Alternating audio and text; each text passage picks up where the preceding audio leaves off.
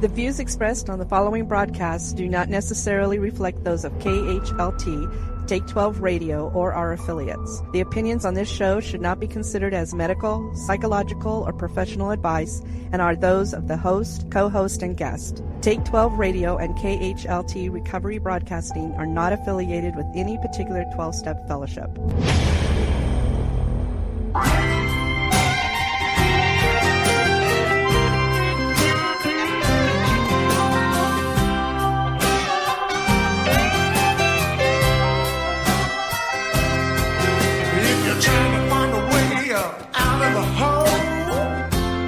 This is the place. Have a laugh and save your soul. Come on now. This is the place.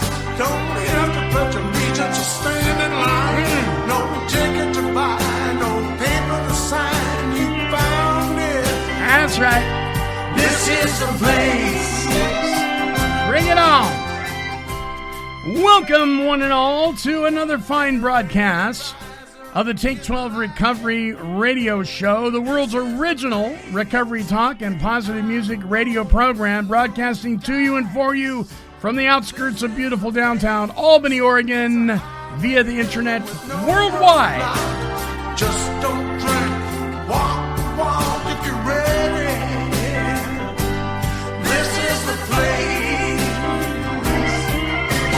This is the place where I wear no mask. I am what I am, not part of my past. Get a little taste of saving grace. Hook up. Come on now. To the human race. Come on in. Come on in, my friends. This is the place. Welcome, one and all, to the Take 12 Recovery Radio Show. We have an amazing show for you today. Our guest, the addiction doctor, Robb Kelly, and his co-host, recovery coach Jennifer Lovely. Let me tell you just a little bit about Robb. First of all, living as a recovered alcoholic, Dr. Robb Kelly made it his mission and life purpose to help other chronic addicts and alcoholics to recover. He's helped lead them to the solution of permanent recovery.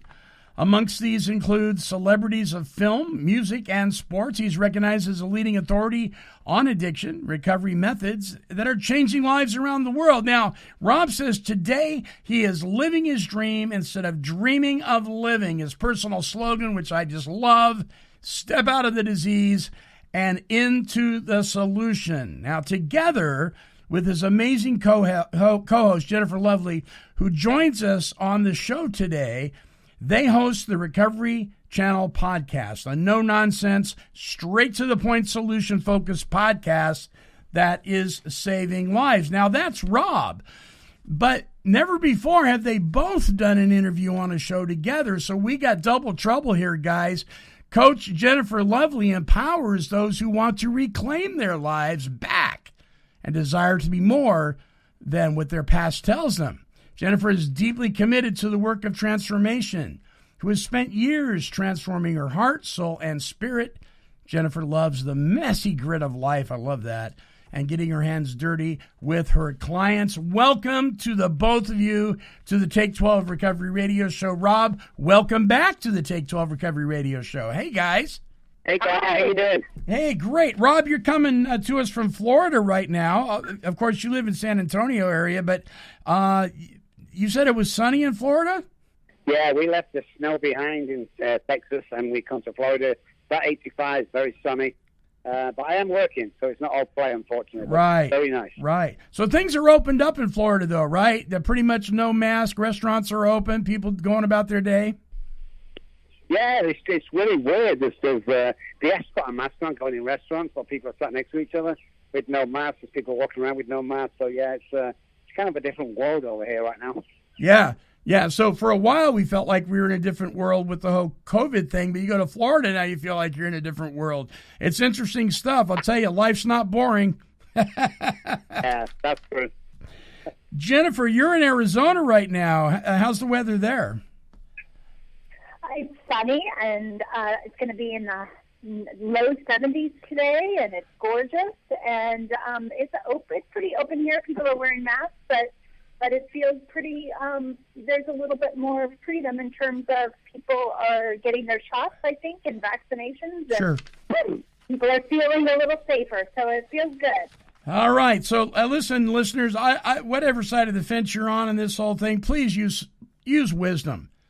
Use prayer, use wisdom, think about things before you do them, and we're going to be okay. Hey, listen, really, the world's number one health crisis that gets the least amount of attention due to stigma is addiction. And Dr. Robb Kelly is affectionately known as the Addiction Doctor, and he and Jennifer co-host a show that really is quite powerful.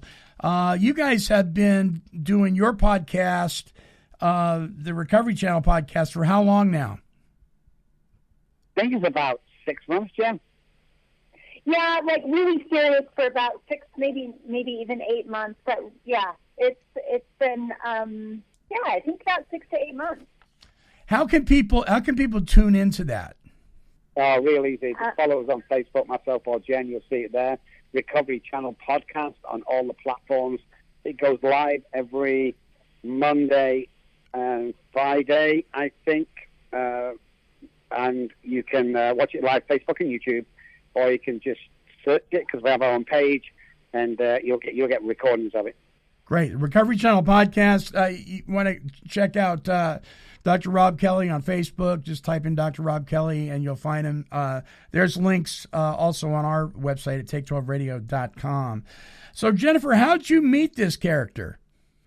Oh, it's so funny. So I started following him on Facebook probably just a little, I think it was in the end of 2019.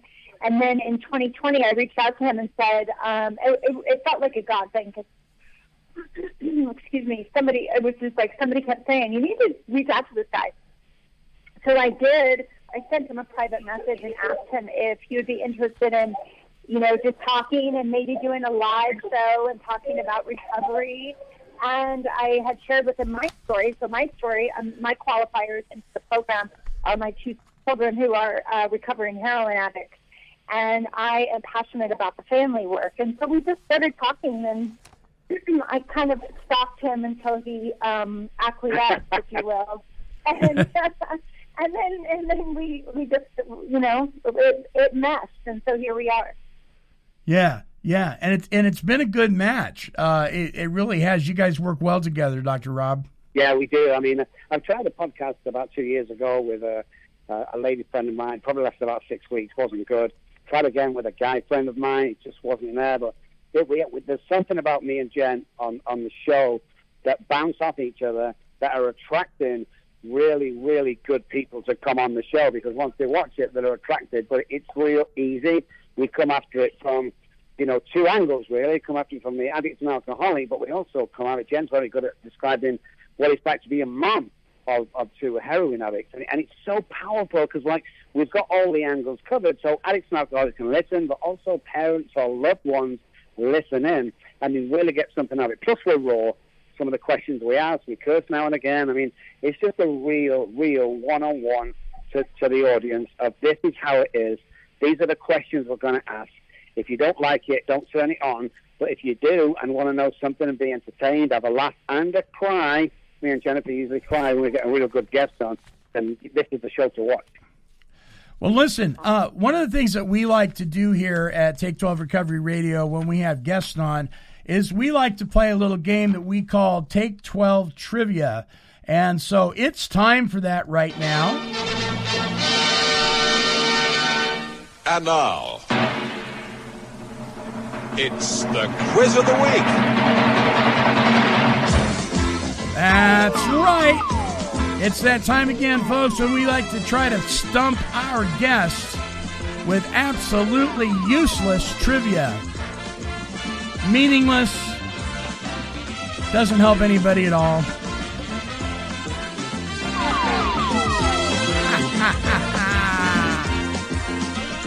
All right, we're going to have some fun here because this involves a little bit of the UK, flavor of the UK here on Take 12 Trivia.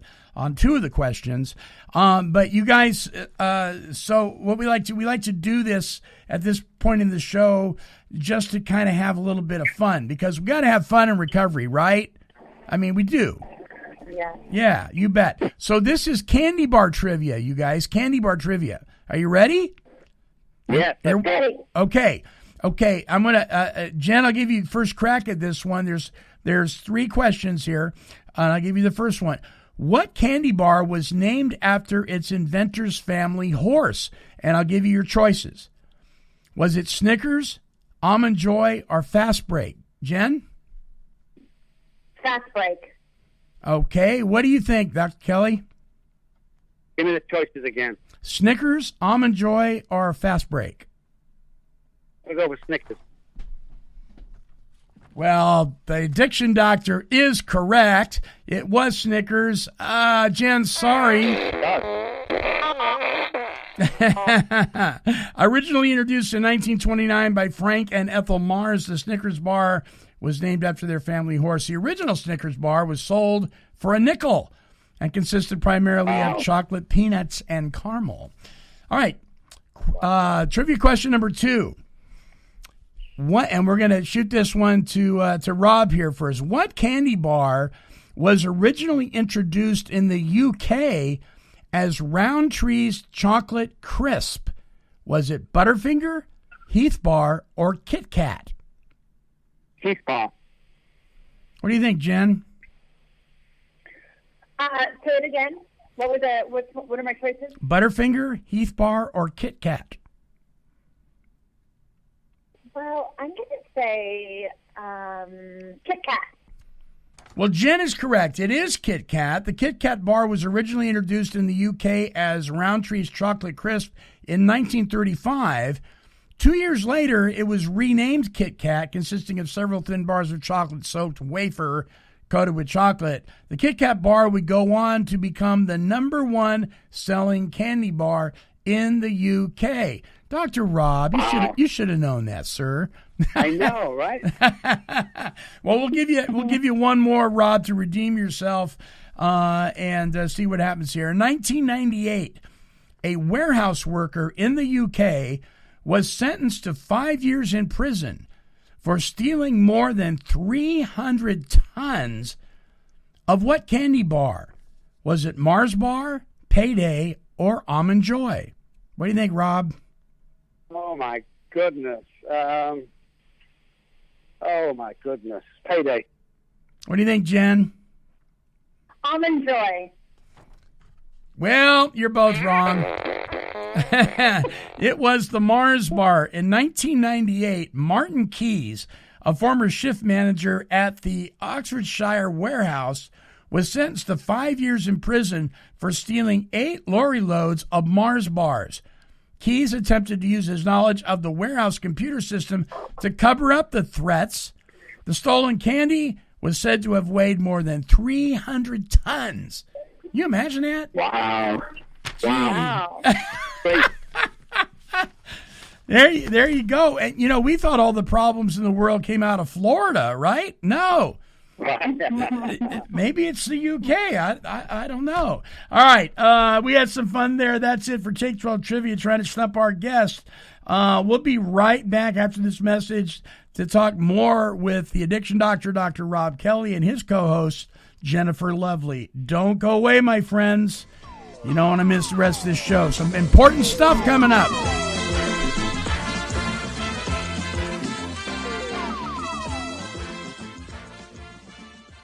You're listening to the world's original recovery talk and positive music radio program, the Take 12 Recovery Radio Show on KHLT Recovery Broadcasting. Let's walk through the big book.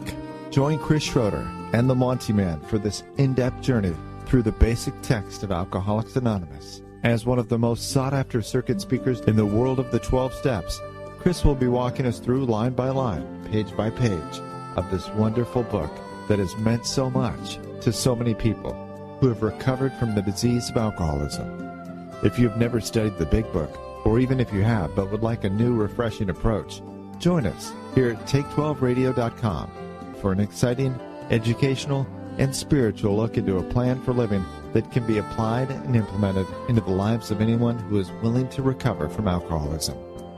To get your copy of Walking Through the Big Book, as well as many other recovery workshops produced here at KHLT Recovery Broadcasting, visit us at take12radio.com and click on Recovery Workshops. He's insane. He's a control freak. So, what's your point? It's the Monty Man at take12radio.com on your internet dial. Well, welcome back to the show.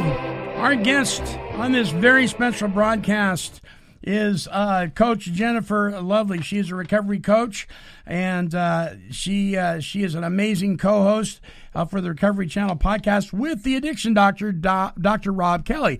Now, you may recognize that name, not just because he's been on our show before, but he's been featured on radio and TV, the TV show The Doctors, for instance, a very popular show that my wife and I watch on a regular basis, along with other productions from Dr. Phil and the Gang and Ben Levinson and Origins and all those guys. And Dr. Robb, he is one of these guys that he don't mess around, man. He is going to tell it like it is, and if you don't like it, well, you just don't like it. Sorry about your luck. But let me tell you something.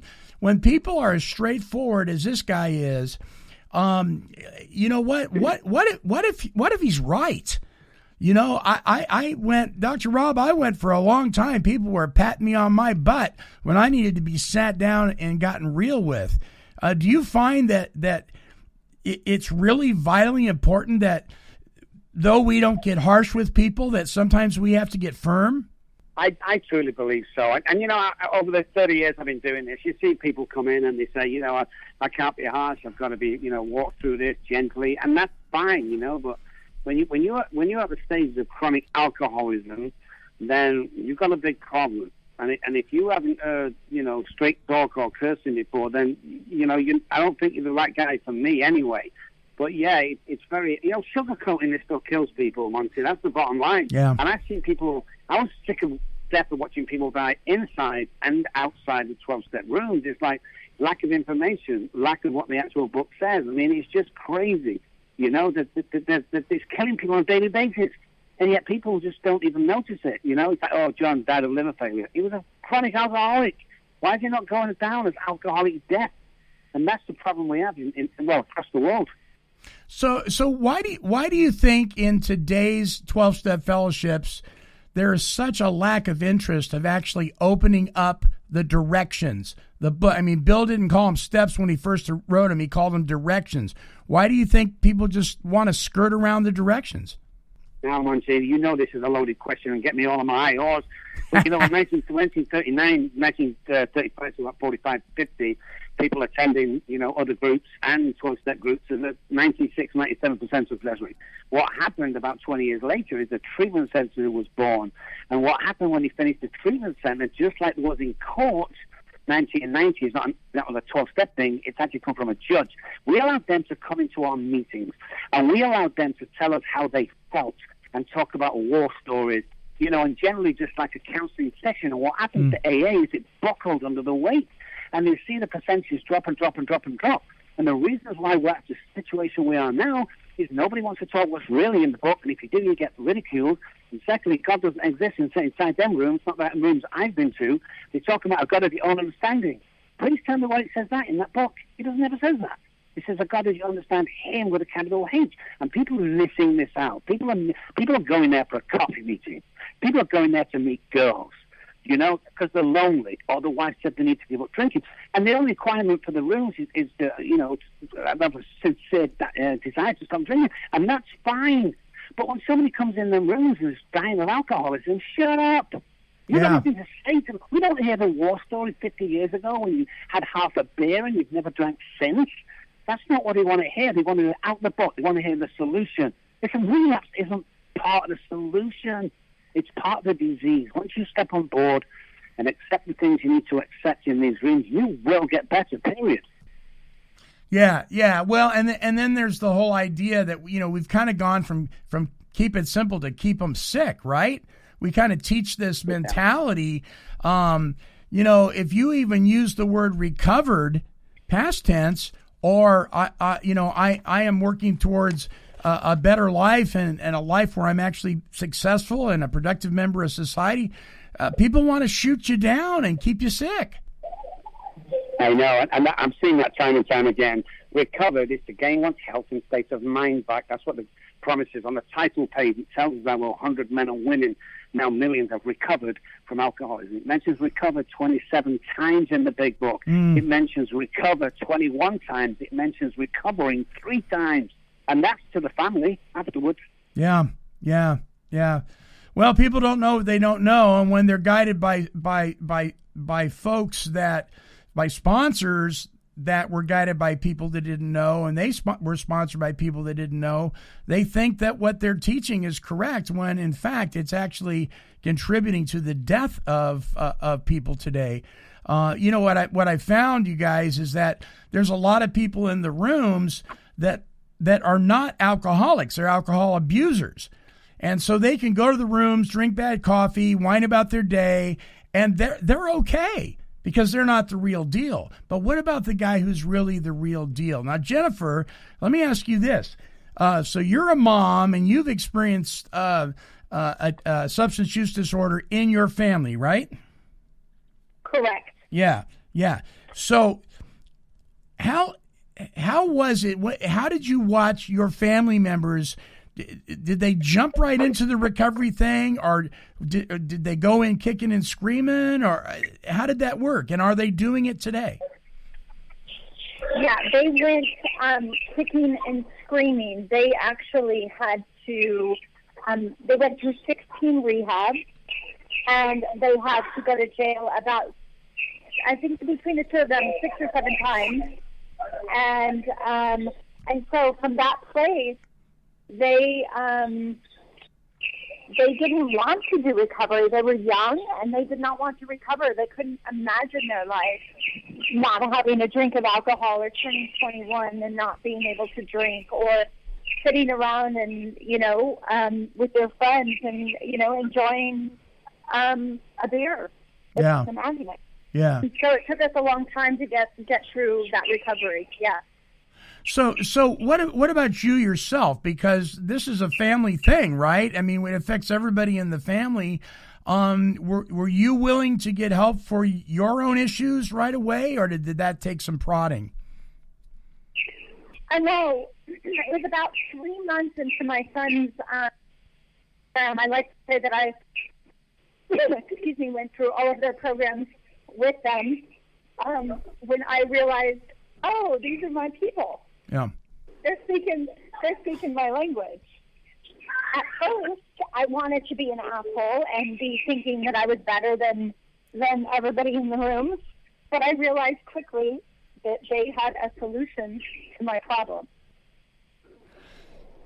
Did your loved ones were they like cross addicted?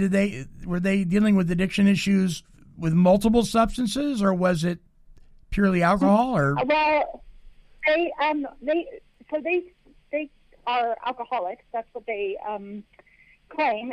However, so the alcohol is the thing that turns them in, takes them directly to a meth den or a heroin den. Right. But they check in as alcoholics. Yeah. Okay. Which brings me to this question that I get asked a lot, and I wanted to get your guys' take on this. And let me ask Dr. Kelly first. The difference between alcohol addiction and narcotic addiction, because there is a difference, true? Very true. So what? I don't want to say. Do I have to say? I'm going to say what it is. I'm going to piss some people off here. That's okay. Here's the deal. We like to do you that. You remember what I do for a living. You got to remember how many years I've studied brain science and alcoholism and addiction. You are born with self-sabotaging brain, the addicted brain, as an alcoholic. The first drink you take, it's all over. Period. Now, the chemicals in alcohol react differently to the addicted brain than drugs do on the addicted brain. They're not the same. Oh, alcohol's a drug. It may be, but it doesn't react on the brain differently. to drugs, period. Now, you can take enough drugs to become addicted to them. You can abuse drugs, you can do all the stuff with alcoholism, but you can start on painkillers or doctors and become dependent and become addicted to it. It's a process. From day one, you pick alcoholic. If you're an alcoholic, you're doomed. From that day onwards. You know, my body was different when I took alcohol in for the first time. Now, drugs don't bother me. I can take drugs off the doctor, no problems at all. I never get addicted to painkillers if I need to take them, you know, for a back injury. No problems at all. It's alcohol. The problem. So there's a huge difference. And, you know, I don't know what it is with society, but they all want to bung everything together, you know. And first of all, it was certain 12 steps that wanted to fit in with the original 12-step room that would say we're all, you know, we're all the same thing. It's still a drug. That's not the case. That's not the case. Yeah. Yeah. So I heard somebody say one time that's like saying you take a old beat up pickup truck and you run it alongside of an ambulance and say, well, a truck is a truck is a truck. Well, yeah, they're both trucks, but one's got a specific purpose. The other one isn't even qualified to do. I mean, so there is a difference. There is a difference. Exactly. And then you've got to come away with which is what me and Jen do. Alcohol and drugs have nothing to do with alcoholism and addiction. Well, very little. That's right. I like my spots to my chicken pox, you know? Yeah. But people say, you got chicken pox, Rob, how do you know? I can see the spot. No, that's a symptom. I've actually got a virus. That's the symptom, yeah. The same with alcohol, you know? The bottle is the symptom. The drive to the liquor store is much more intoxicating than the drinking of the liquid, for sure. We've done tests on that, you know? And this is what people just kind of fall in, think they're alcoholics. You know, I've been to meetings probably all over the world, and I would say from my experience of 30-something years that every meeting I go into, I would say there were 60% of those people, they're not real deal. They might have decided to stop drinking. They might have stopped alcohol from day one. The book tells it's impossible. You can't do that. And they're the guys that are running the meetings right now, and that's why the success rate has come down. Sure. Yeah, because they're able to hold on to sobriety by not doing the work because they're not alcoholics. Exactly. And then what happens is I come in suffering from untreated alcoholism, and I get one of these guys as a sponsor who has another 45 sponsees. And what happens is he gets me to call him in the morning and every single night and make all my decisions for me, and that isn't going to freaking keep you sober. That's nothing to do. It's like going into a treatment center, rigid every day, got to train, got to be up for 5. That's got nothing to do with alcoholism. Mm-hmm. Mm-hmm. Yeah, you're preaching my message, man. I get myself into hot water all the time, but I won't waver from it. You know, I watch and I know, Jennifer, you alluded to this with how many treatment centers your family went through. I mean, you get 30, 60, 90, and people they're just scratching the surface by what I say picking the bad fruit off the tree, which is the symptoms. They haven't even gotten to the tree yet, or the root, or replanting new soil. They haven't even got there yet. And so then we send them on their way after 30-day spin cycle, and they're abstinent, but that's it. Do you find that was the case, Jennifer, with your family? Oh yeah, I mean, it's really all about the aftercare, and because you know my kids would there's a lot of things, Monty, because what was happening by about the 5th recovery center, what was happening is they were pulling my younger son, who had the hardest time getting sober, out of the rehab. They were taking him to motels. They were giving him drugs. He was relapsing, and then they were billing our insurance again and again and again.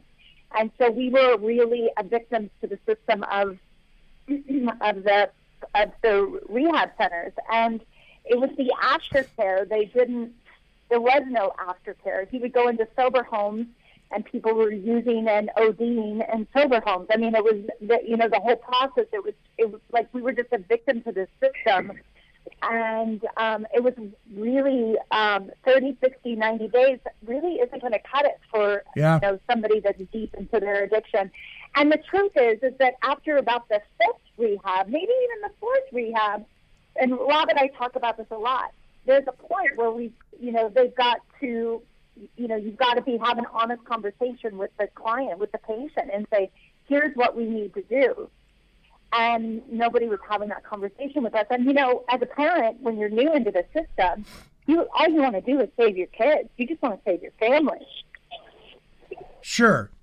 Do you guys, let me ask both you guys, do you find that a lot of times with maybe well-meaning clinicians will try to go after the root causes and look at some of the trauma and all that stuff way too early before the person's head is even cleared?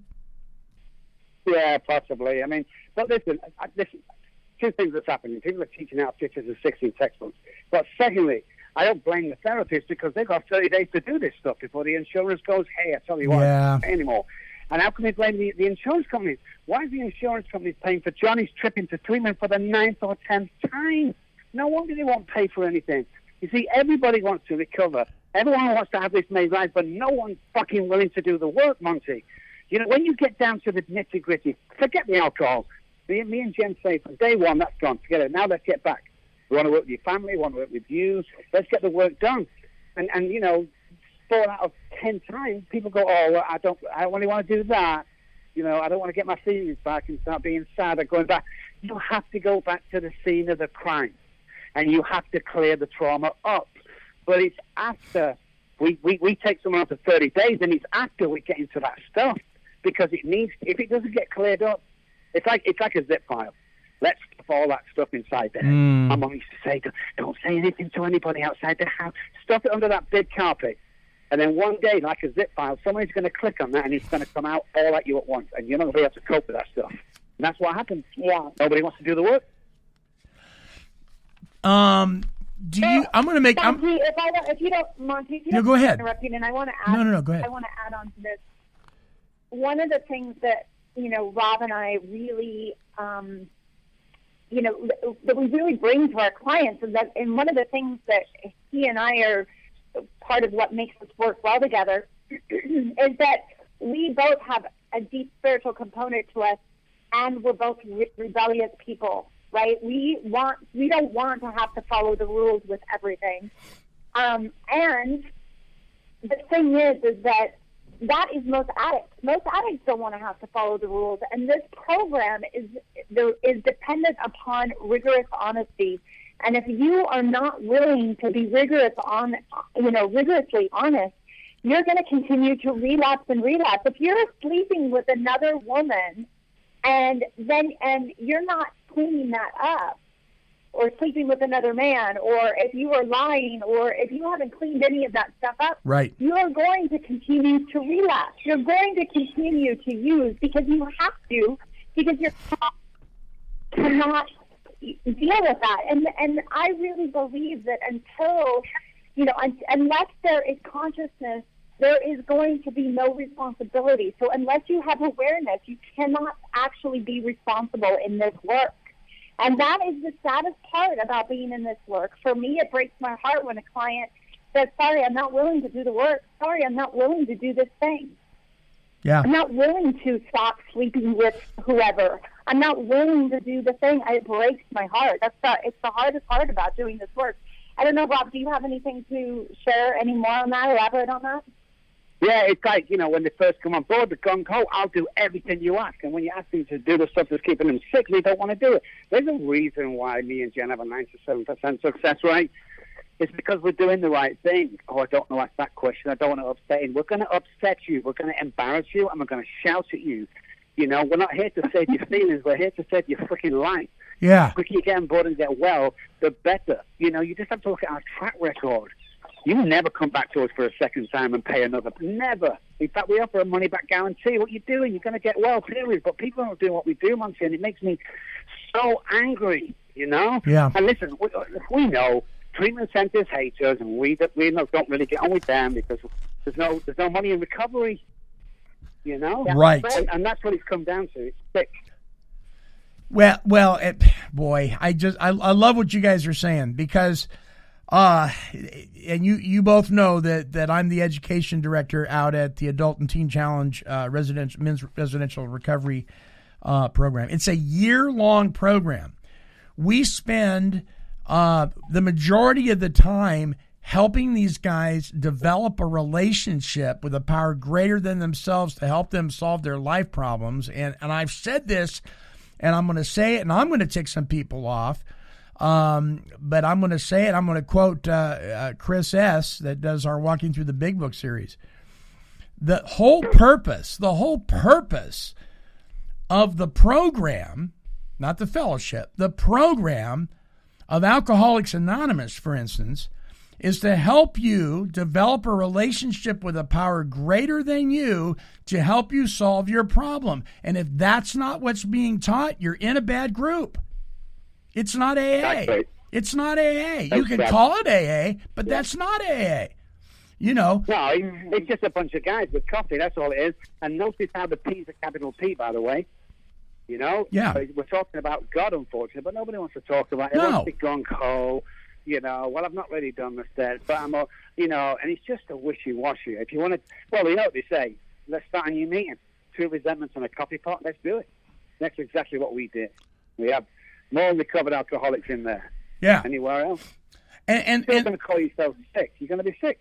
Sure. And so that's why it's unpopular to use the words that the founders did, you know, recovered. I mean, when I sponsor somebody, I have them, when they're going through the big book, I have them take a highlighter, and every time they see the word recover or recovered, they're highlighting that thing, man, because that's good news. That's good news for an alcoholic like me, that I can recover from this thing. And at the Adult Teen Challenge Center, you know, we worked very hard to help usher these guys into a relationship with God, because if it is true that we lost the power in choice at some point, and we need a power, I mean, if we don't need a power, we wouldn't seek a power, right? And there's lots of people in the rooms of recovery that aren't powerless because they're not the real deal. Exactly. They're not the real deal. You know, my sponsor always used to say to me, there's 26,000 gods, just pick one, Rob. You know, how crazy are you, or pig-headed are you, just to pick one? Because it has to be a relationship. It's not a knowledge. It's not a belief. It's a relationship. It's a relationship, yeah. If it's not 50-50, it's not going to work. No. You know, and people are just adamant and get ridiculed in meetings when you go and you mention this stuff. If you're worried about a God word, look at page 11, second word. Yes, yeah, to Christ. Yep. I talked to a lady. She's been in the rooms over 25 years. She's sponsored probably over 30 women. And she told me one day, she goes, I really wish you wouldn't read the Bible in the meeting. And I went, I've never read the Bible in the meeting. Yeah, you did. Well, what I found out she was referring to was page 11 in Bill's story. I was quoting the big book. Yeah. She'd been in those rooms all those years and didn't know Bill's story. Yeah. You know, and she was sponsoring people. You know how much money I've collected over the years over that word? Oh, what? That's your Alzheimer's. And Jesus Christ is mentioned in the big book. There's money going down the table. There's 100s, there's 50s, and I turn to page 11, and they all go, holy crap, never seen that. No, because you didn't want to see it. That's why. Sure. You know, and of course, Bill's talking about Bill's relationship with his grandfather. His grandfather hated the church and everything, and he had a kind of a stinky thinking about the whole thing. But he goes on to explain in that story that he came to a place where he had to realize that religious people were right after all, and it's time to listen. And then, of course, the story with him and Ebby and everything. You know, it's amazing. It's amazing stuff if people would just dig into it. Yeah, it's a word. I mean, the percentage goes sky high as well. It mentions in the book that the third alcoholic recovered immediately. This isn't a month. This is get this shit done, get yourself well, and get out and help others. That's all you need to do. Do it, Sponsy. You know, when you have a spiritual awakening, Monty, and the psychic change, our DNA changes. Why is that important? Because the book said the same man will drink again. If you're not doing the work, you're not doing the work, you know? But keep your mouth shut in the 12-step room because you don't know what you're talking about. And that's what it's become. I've just done a meeting now. I was supposed to be the guest speaker for 25 minutes. By the time everyone introduced himself, told a little story, it was 10 to the hour. It was finishing at the top of the hour. It's like crap your ego back in. Information, powerful, inspiring. My only purpose today is to bear witness that I still suffering alcoholic. My God forbid, my mother could have died 2 minutes before I came on here. That's not your business. That's why God gave us sponsors or therapists. I'm not going to start telling you about my bad stuff. That's not what it's all about. That's going to inspire anybody. Yeah. Right. Yeah. So, Jen, you've been doing this recovery coach thing, and you have a website. Tell people about that. Yeah. So, I'm here to. I really believe that that we are here to reclaim our grace. Before. Hello. Yeah, you're there. Before anything happened in our life, before we had these events that occurred in our life that triggered our addicted brain, if you will, the trauma that triggered it, we had grace. And we never had to ask for that grace. That was grace that was given to us by God. And so really what I do is I work with people in reclaiming their grace. And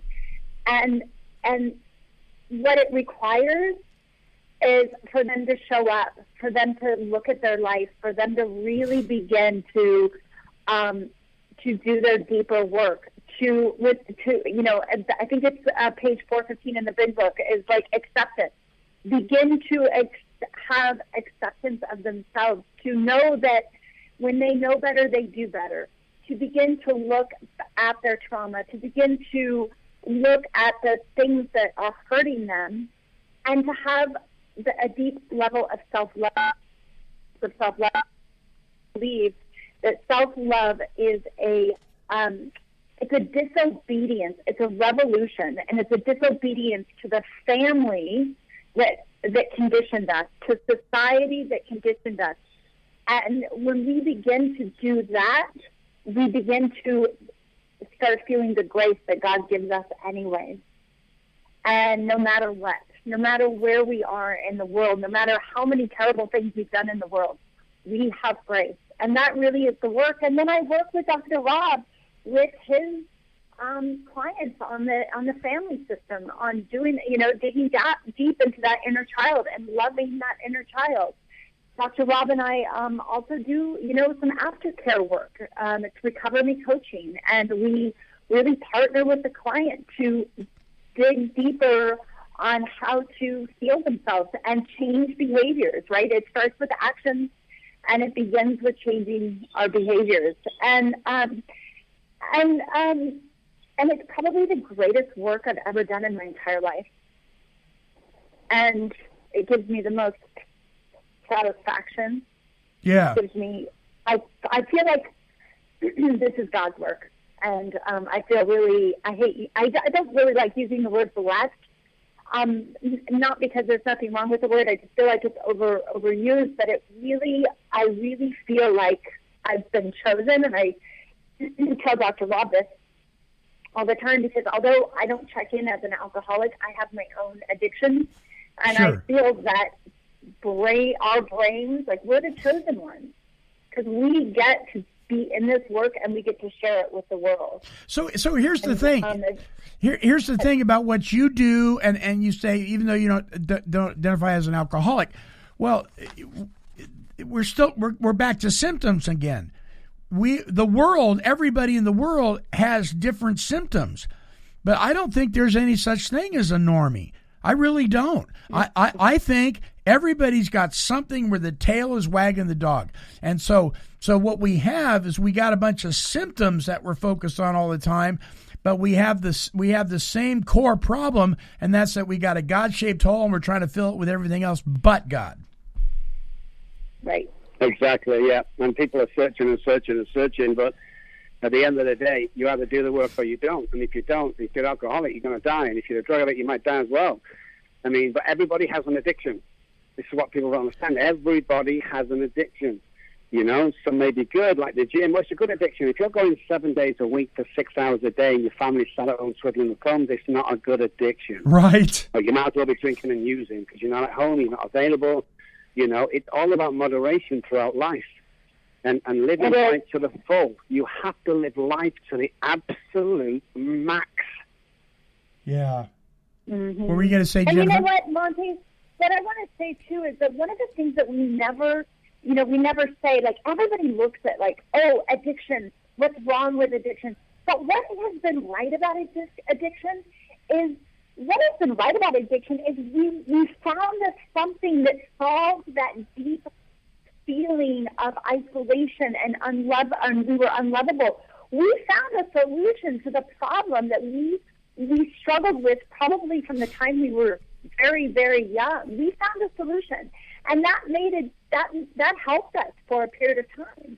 It just no longer works. We bankrupted our process, our system, and what we had to do is we had to find a different way to heal that and to be with that, whatever that coping mechanism that we needed to. We had to find a different way.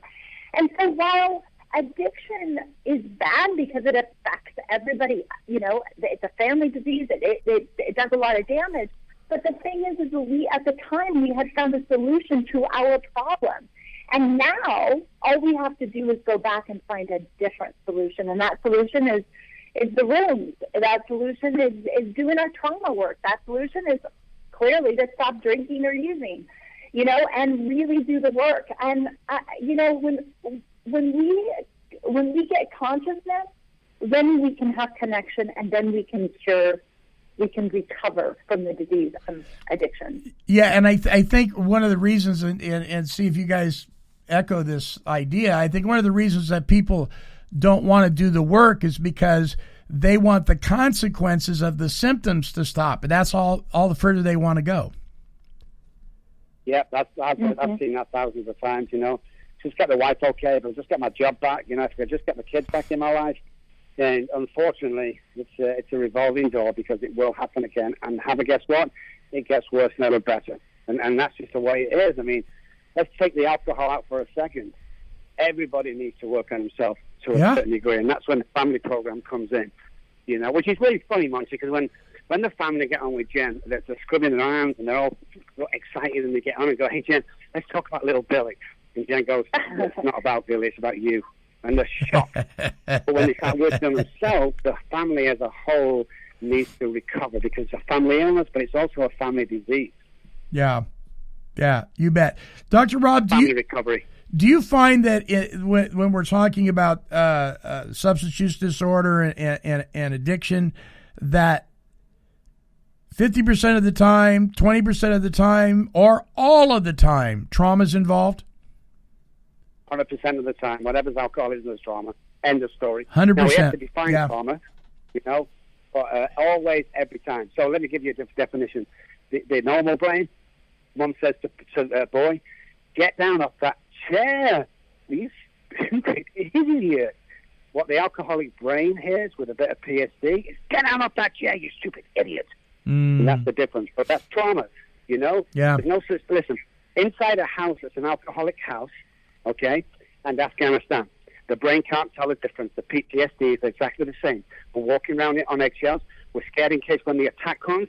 We can't sleep properly at night. We're worried about what time dad comes in, what mood it's in. The same as Afghanistan. You've got to be careful where you walk. You're going to be attacking any time. If the brain doesn't know the difference, and that's where we suffer in this industry.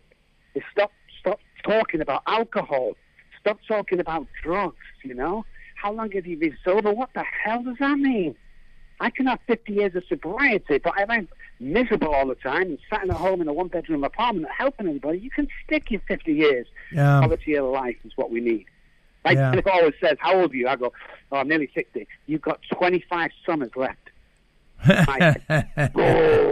When you put it like that, it's like, oh, this summer 24 is going to be absolutely great summer.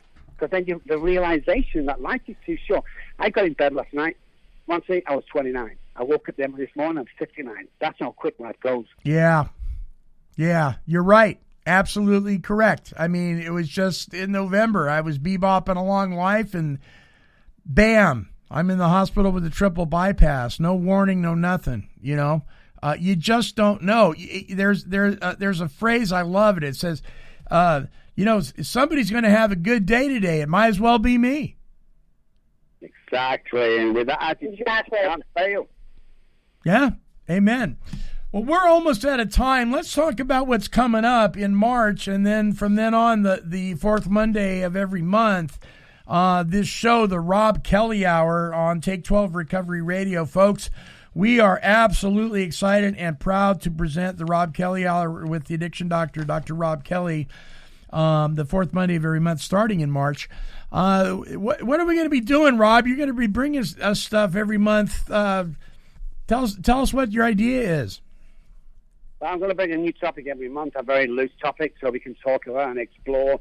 I also believe that we don't plan anything. We just go where the conversation. I love it. Like the radio show we do, me and Jen, we never plan anything. We just press record. I love it. We'll have a date, like today's going to be, a relationship.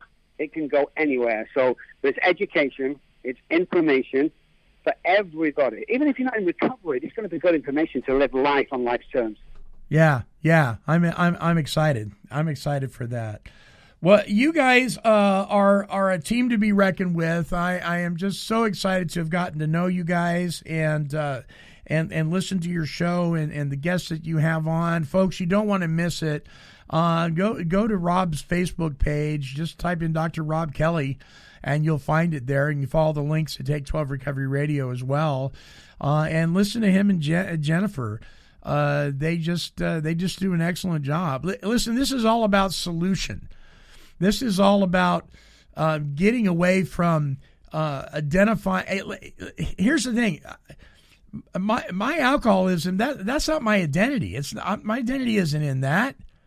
My identity is in my relationship with this power that has done for me what I could not do for myself, and the desire to carry that on and share it with other people. So if you want to live in the solution, if you want some good tools and some filet mignon of recovery, you want to tune into the Recovery Channel podcast. You really, really do.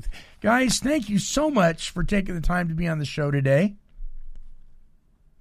It's been absolutely awesome. I want to say one thing before I go. Absolutely. If I've upset anybody by what I've said today, or you don't agree with what I say, call your freaking sponsor and put me down to your 10 steps.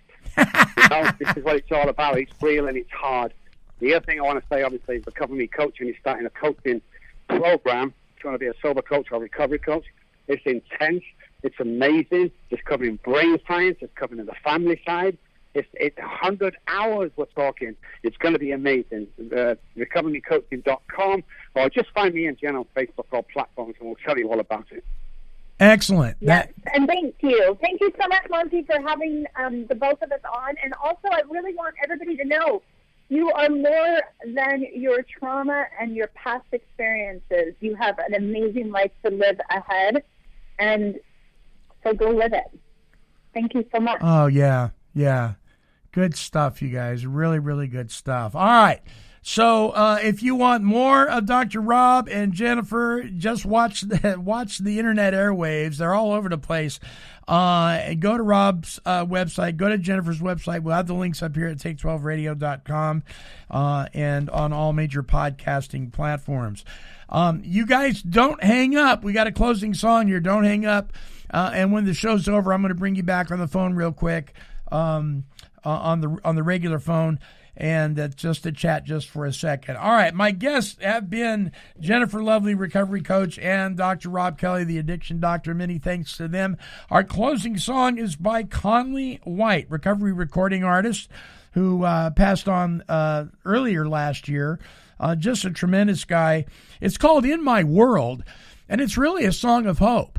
It's in his world. I mean, he lost so much, but he keeps doing the right thing, and he realizes that in his world, he might just be able to get back a lot of this stuff that he lost. Here's Conley White with In My World.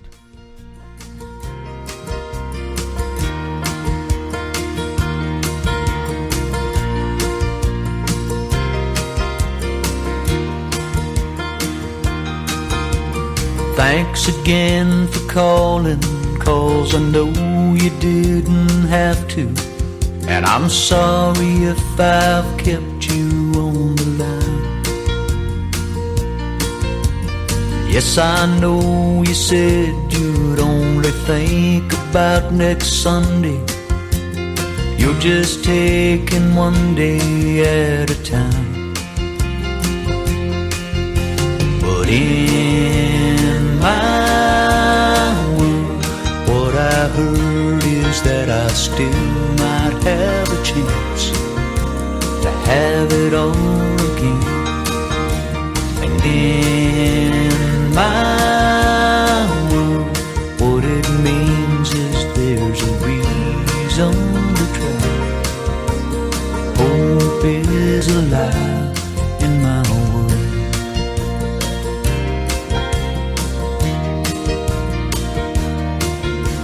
I know you had your reasons, and I can't say I blame you. You had every right to leave. But I'm making lots of meetings, and I've made a lot of changes.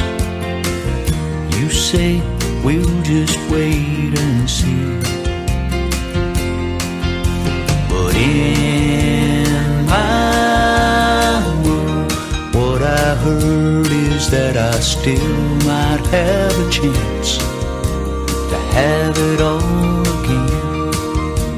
And in my world, what it means is there's a reason to try.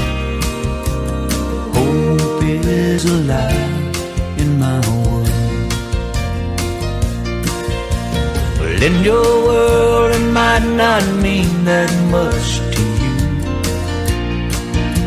but in my world it's all I have to hold on to. In my world, what I heard is that I still might have a chance to have it all again.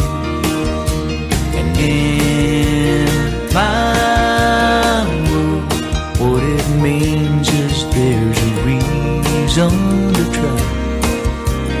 Hope is alive in my world. What I heard is that I still might have a chance to have it all again. But in my world. And there you have it, the recovery sounds of Mr. Conley White. Listen, for more of Conley's great, positive, uplifting recovery music, visit our website at take12radio.com. Scroll down and click on the recovery music banner. On that page, you will find a link called Remembering Just Ray, a music tribute to recovery recording artist Conley White. Click the listen or download link, and there you'll hear a very special broadcast featuring many of Conley's songs. A special thank you to our guest, Dr. Robb Kelly, and his co-host, Jennifer Lovely, on this episode of the Take 12 Recovery Radio Show. And until next time, this is the Monty Man, and I am wishing God's perfect serenity for you.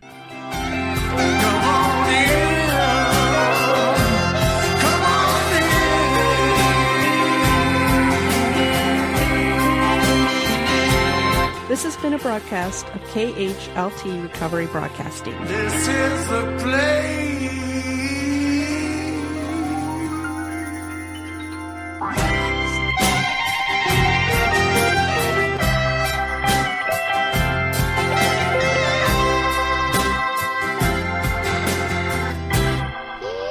Kitty, kitty, kitty, kitty. Meow, meow, meow. Woof, woof.